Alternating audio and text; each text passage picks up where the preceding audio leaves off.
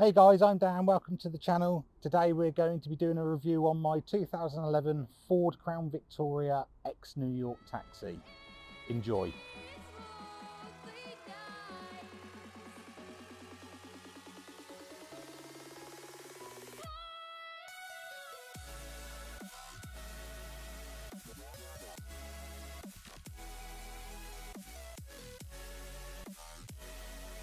This is a genuine taxi and spent 2012 to 2019 in service. It racked up 410,000 miles, 409,000. The car retired in 2019 and was purchased by me on the same day. The chap that I brought the car from, he was a very good friend of the owner of the business, and he actually had 4 taxis, all that retired on the same day. I ended up with 1M93, which is the one we're now sat in. There was also 1M11, 1M94 and 1M12. However, this was meant to be the best one out of the 4 of them. So knowing how this one looks, I dread to think what the other ones look like. The car is like driving a big blancmange, I think is the easiest way to describe it. They are called land yachts, and you can quite clearly see by the bouncing around, that's exactly what it is. I decided when I purchased this car that I wasn't going to make it mint. I just wanted to make it presentable, so everything on it is exactly as it would have been while it was in service. We have the meter in here, we have the taxi terminal which is just out of shot, we also have the passenger terminal with a credit card machine. It's not wired in. I have got the control box which is in the car, and I just need to run the wires. But like everything, it's just finding the time to do it. Being a 2011 model, it does benefit more from the rack and pinion. Early models up to 2002, 2003 were fitted with a steering box, and you could wave the steering wheel around and it wouldn't really do a lot. I used to have an NYPD car that was a 1999 Ford Crown Victoria, and that had the steering box, and it was a terrible drive. You forever trying to correct the steering, as where with this, it does actually go semi in a straight line, although I will say I think the rack and pinion on this are starting to wear out. It's 17 foot long, it's bright yellow, so it does stand out. Everywhere you go, everybody looks. Feel like a bit of a celebrity, really. The brakes are not what I would call fantastic, whether that be maybe partly down to the fact that it's quite an old car, being a 2011. Excuse the noisy twat that's just driven past in a Honda Civic. The car's powered by a 4.6 V8 modular engine, which I think is a Ford special. I know it ended up going into some of the earlier Mustangs, and it's coupled to a 4-speed auto with overdrive gearbox. 470R, I think, if you want to get really technical. Now, don't get me wrong, while this is a fantastic car to drive, very rattly, very noisy, not particularly European standards, if you like, I think, for a better word. It does take a little bit of getting used to sitting on this side of the car.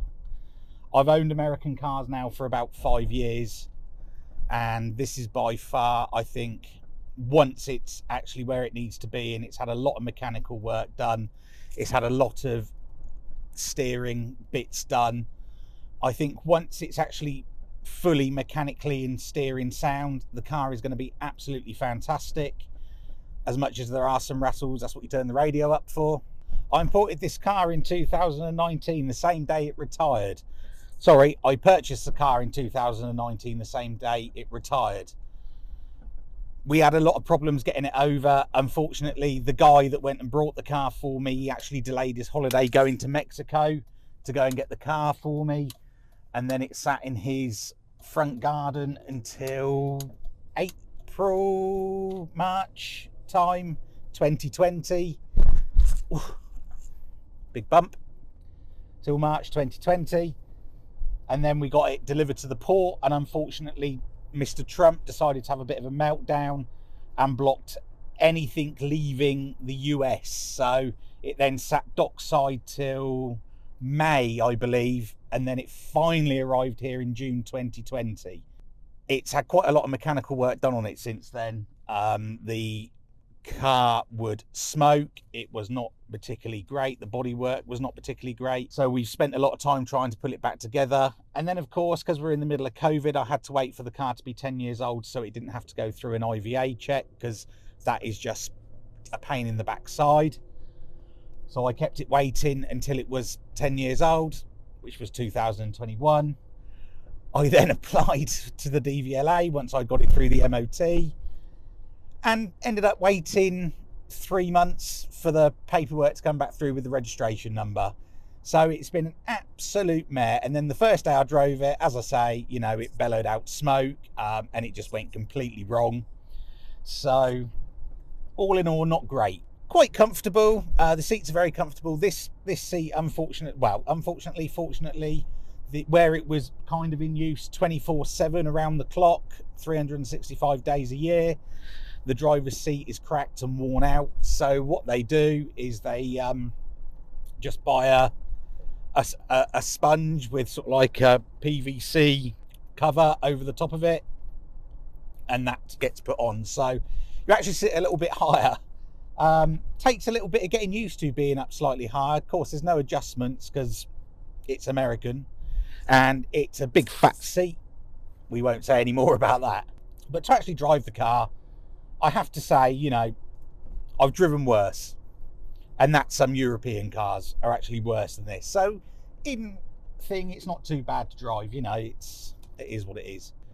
These cars are so iconic. They pounded New York streets from 1998, this shape, to 2011. Not much changed on them. I am very lucky in the respect that this one is a long wheelbase taxi, or a long wheelbase Ford Crown Victoria, a P7A, as it's a later model, was also known as a P70. Always worth double checking because there are quite a few fakes out there. This features longer rear doors, and you have about 6 more inches of leg room in the back to make it more comfortable for your passengers. When we stripped the car out, the amount of stuff I found, I mean, and I'll do a separate video on it, we found driving licenses, telephone numbers, names, addresses, you name it, it was in the back. A toothpick, earrings, 2 parking tickets. Amazing what you find in these old cars. You know, and I don't think it had ever been washed from the day it went into service to the day it retired. But you will see that, you know, the car is a few different colours of yellow, and I think that's just where it's had 3 accidents that have been reported. And for a car that's, you know, on its way back from the moon now, you would have expected maybe, you know, something not to be quite so perfect. But I will say the actual ride quality is really good, really good. The only downside is with this sort of mileage on it, it does have a few problems. It has quite a big oil leak. I do have to keep a regular check on the oil, and it seems to be more when it's just kind of sat over on tick over when it's going along. It doesn't lose gallons. It does lose a little bit, lose a little bit, you know, but overall, considering it has done the amount of miles it's done, I'm very, very pleased. I remember when I had my New York police car, I used to take it to shows, and it doesn't matter what used to park next to me, it used to get so much attention. You could park it next to a Lamborghini, a Ferrari, and this would gather the crowds, or the police car would gather the crowds a lot more than what this would. In 2003, they done a few updates. They upgraded the rack and pinion. They upgraded some of the interior, but that actually come along a little bit later. That come along in 2005. This is generally called the Panther platform, so that's basically a separate body and chassis, which makes it a lot easier. And it's a very agricultural car to work on. You know, they were built in the masses, and considering so many were built, there are not a lot of these taxis left now. We're getting more and more. There are a few in the UK, however, because they are high mileage cars and very much like London taxis over here, nobody wants them because they have been worked. And this is no exception. It has been worked round the clock. Although we are getting a queue of traffic behind me. I don't know if that's because of me. Oh no, actually there is a bit of a distance, so it's not really my fault. Not that anything's ever my fault. So I think my son also wants to do a review on this car. However, he is a bit scared to drive it. Cyclists. I hate cyclists. Riding along it 22 mile an hour. Less than that, 15 mile an hour on a 50 mile an hour speed limit road. Crazy. Get on the path. Not that there is a path. The cabin's very basic. We have a radio. We have just standard heater controls that are turn dials. Unfortunately, the aircon doesn't work in this car at the moment. I don't know if it just needs a recharge, so we'll have to try and get it recharged up at some point, or whether there's something more sinister. Other than that, speedo, rev counter, fuel gauge, temperature gauge, rear view mirror. Not a lot else in here. And we catch up to the next one. In his Lycra. Nice. Sweaty bloke. We're doing 50. And we are just doing over 1,000 revs. So, you know, it's economical for a 4.6 V8. It's probably not too bad, to be fair. Does a lot better than what the old police car used to. I mean, that had a slightly bigger rear axle. Had a 355 rear axle. Doesn't mean a lot to me. I think it was more to do with acceleration. And I used to go and visit a friend quite regularly in Suffolk who was also into American car, or he had an American police car the same as myself. Used to go and see him quite a lot, and we would use nearly a tank to go up there and back. I haven't taken this up there yet, unfortunately. I've got to get a couple of little bits done to it first.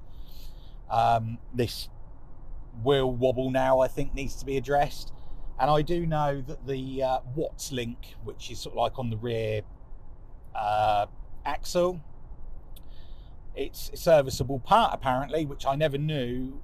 However, the back end can sometimes be a little bit twitchy, especially if you go over a bump.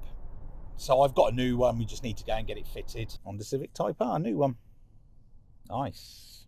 I like them. Brings out the child in me because it's got a big spoiler on it. Big bump. Big bump. Phew, dozy fucking bitch.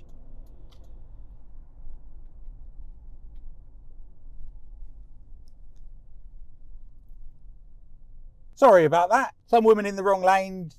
I have to wait because she's in the wrong lane and wants to come over. We're going to wrap this up, I think. Wrap the video up. What I will say is it's great fun having an American car in the UK. It really is. Certainly something like this that is, you know, different. It's certainly different from the 50s, 60s cars or the pickup trucks that everybody likes to import. I actually really enjoy driving this. Everybody looks all the time. Got another Doris in front of us, sat in the outside lane for absolutely no reason at all. And here we are. I hope you liked the video. Appreciate it's probably not as in-depth as you maybe would like. However, if you do like the video, please help me along here. Give me a like, give me a share, give me a subscribe, give me a thumbs up. I would really, really, really appreciate it. And I will continue to make these videos of living with an American car in the UK. Look after yourselves. Take care.